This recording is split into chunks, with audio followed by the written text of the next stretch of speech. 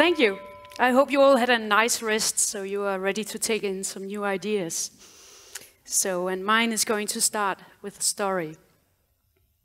Some years ago, I gave birth to my twins at a hospital in Copenhagen.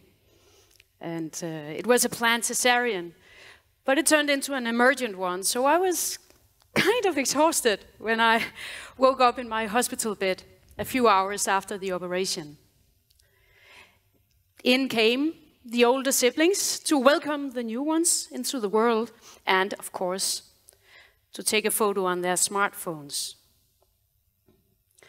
So imagine my surprise when I logged onto Facebook a few weeks later and found a photo of myself in a hospital bed with tubes and puffy eyes and everything.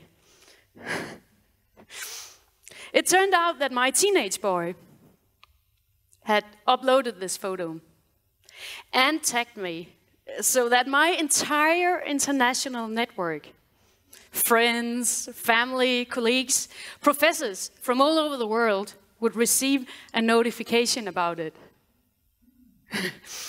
And I can laugh about it now, but I couldn't back then. So I called him and I asked him as calmly as I possibly could to take down that photo immediately. And he was heard. He said that this was an act of love and affection, and he took my request as a rejection of that. He just couldn't see the problem. You know, he was the digital native, right? He was supposed to know the digital media, but he didn't. So, fast forward a few years, as the chair of the Danish Media Council, I'm reading a report about the way young Danes handle their privacy online.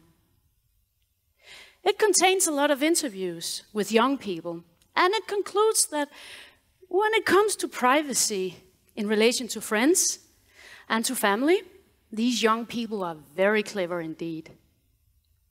They know exactly how to keep their parents' noses out of their party life. However, when it comes to privacy in relation to platforms and service providers, they have almost no concept for that. As one of those young men said, "I don't think Facebook wants to harm me." Think about that. I don't think Facebook wants to harm me. They just couldn't see the problem. So apparently it was not just my teenage boy. Being a digital native is not enough. Young people born into the digital age, we call digital natives. Those of us born before then, we call digital immigrants.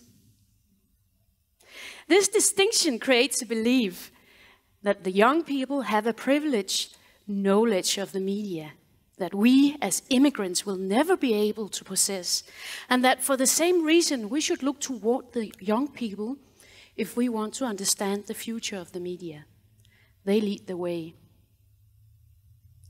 I stand here today to challenge that belief, because understanding the media is not the same, using the media is not the same thing as understanding the media.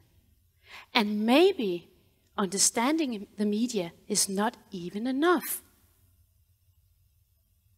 The first mistake builds on the premise that using a technology for many hours will lead to a deeper understanding of that technology.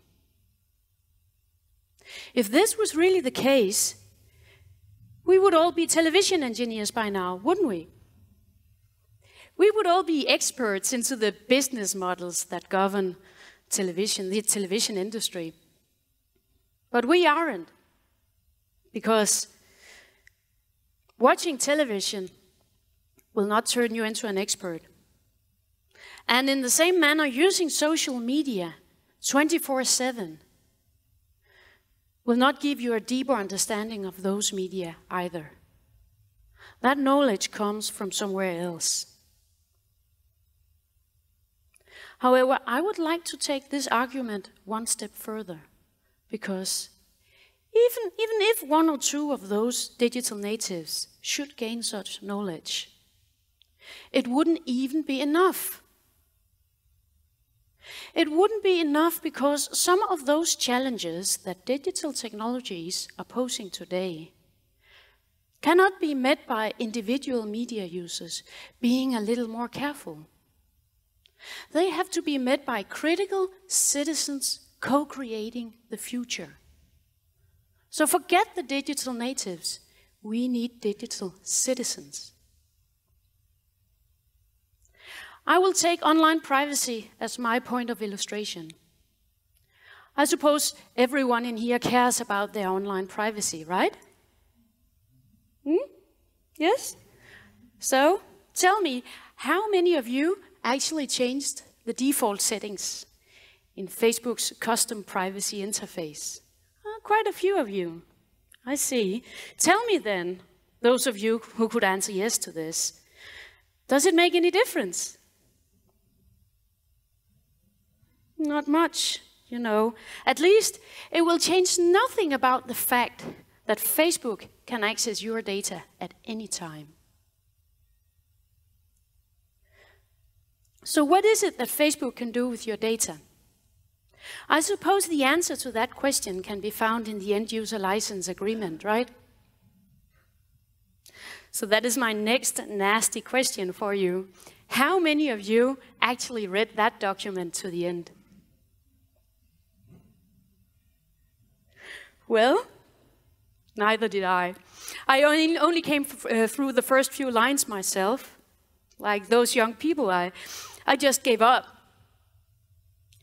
Because how was I supposed to respond to that information, and why was it even important? Oops, I'm sorry, no more nasty questions. So I'm going to answer this one myself. First of all, why is it even important that Facebook can access your data at any time? People tend to think of this in terms of the nosy detective in some dark office somewhere, flipping through your private photos. And with that metaphor in mind, they conclude that Facebook probably doesn't have enough employees to spy on all of their 2 billion users. And that is a very plausible conclusion. As that young man said, I don't think Facebook wants to harm me. However, this is not about some Facebook employee judging you. This is about a machine algorithm categorizing you. And you may end up in all sorts of categories. You could end up in the category of people who are likely to have more than 2 weeks of sick leave every year. Or you could end up in the category of people who will probably need an insurance payment on their car within the next 5 years. This is valuable information. I bet quite a few of your future employers and insurance companies would like to pay money for that information. And what's even worse, you cannot figure it out. This analysis could be based on any possible combination of data on your Facebook profile.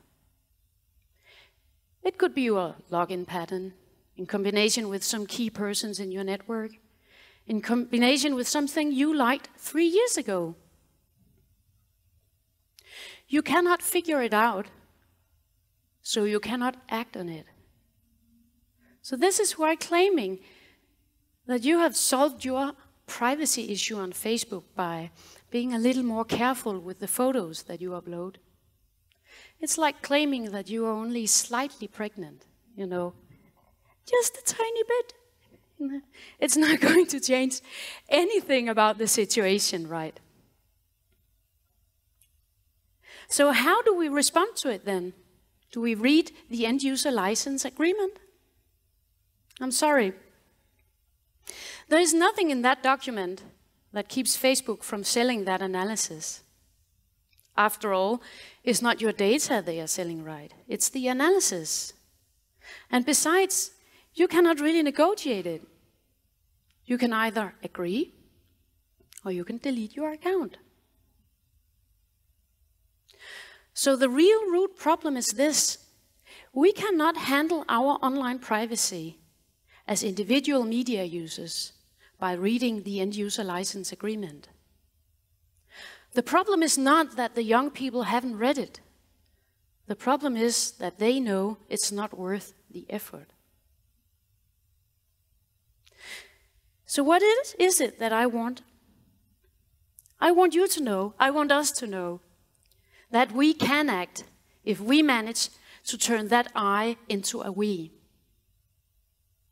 I want us to remember that our political systems are age-old responses to that particular problem, that there are challenges we cannot meet alone.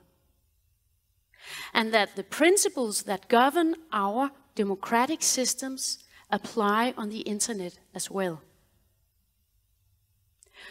One of those principles is the idea that we, as citizens, have basic rights that cannot be written off by checking a box on a homepage. And one of those rights is the right to privacy. So privacy is not an individual responsibility. Privacy is written into the law, and the law should be respected by companies and corporations, no matter their country of origin. So in fact, this is about knowing your rights as a citizen. We should walk toward our political representatives and ask them how those rights are being upheld and negotiated in the light of changing technologies.